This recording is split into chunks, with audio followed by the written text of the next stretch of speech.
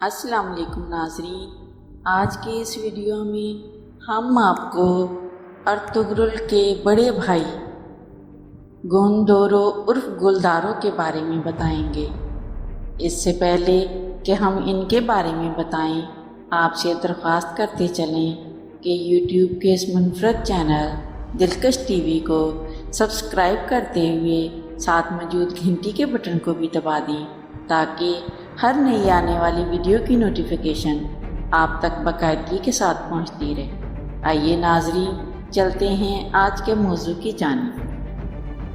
گوندودوبے عرف گلدارو تاریخ میں کون تھے؟ ارطغرل دیکھنے کے بعد لوگوں کے ذہنوں میں یہ سوالات آنا شروع ہو گئے ہیں کہ ان کا تاریخ میں کیا کردار تھا اور یہ کون تھے۔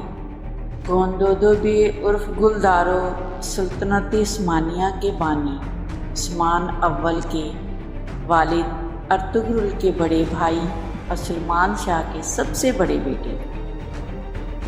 گوندودوبے ایک ذہین اور بہادر سپاہی تھے اور جنگ میں یہ ثابت بھی کیا تھا جب اپنے بھائی ارطغرل اور یعقوباد کی یہ مدد کو پہنچے تھے۔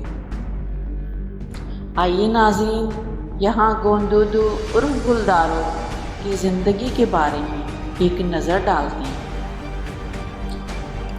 گوندودوبے کائی قبیلے کے سردار سلیمان شاہ اور اماں ہائمہ کے سب سے بڑے بیٹے تھے۔ آپ بلا شبہ ایک بہادر سپاہی تھے کیونکہ آپ کی پرورش سلیمان شاہ جیسے باپ اور اماں ہائمہ جیسی ماں کی زیر نگرانی ہوئی تھی۔ ایک جنگ میں آپ کے بھائی ارطغرل غازی نے آپ کو علامت کے طور پر علامتی لباس پہنا کر کارا چادر اور آس پاس کے علاقے انہیں دے دیے تھے۔ منگولوں کے ظلم و ستم سے بھاگ کر نیا وطن تلاش کرنے کے لیے ہجرت کرنے والے کائی قبیلے اپنے وطن وسطی ایشیا میں واپس جانا چاہتے تھے، تاہم ارطغرل غازی اور ان کے حامی اناطولیہ میں ہی رہنا چاہتے تھے۔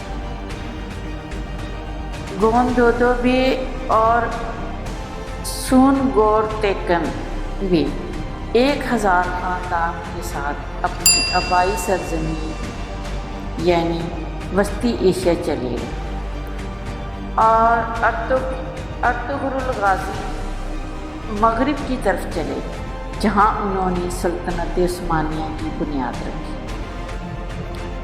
گوندودوبے عرف گلدارو کا ارطغرل سے الگ ہو کر مشرق کی طرف جانے کو کچھ مورخین نے بڑی غلطی لکھا ہے، لیکن تاریخ میں اس کردار نے بہت سے بہادری کے ثبوت بھی دیے اور ہمیشہ اپنے بھائی ارطغرل کے تاریک دنوں میں ان کا ساتھ دیا تھا اور ان کے بیٹے سلیمان نے اس راہ حق میں جام شہادت بھی نوش کیا تھا اور ان کی اہلیہ سلجان خاتون نے بھی تاریخ میں خواتین کے حوالے سے اور بعد میں عثمان کے ساتھ بہت اہم کردار ادا کیا تھا اور یہ تاریخی شخصیت تاریخ کے صفحوں میں خاموشی سے غائب ہو گئی۔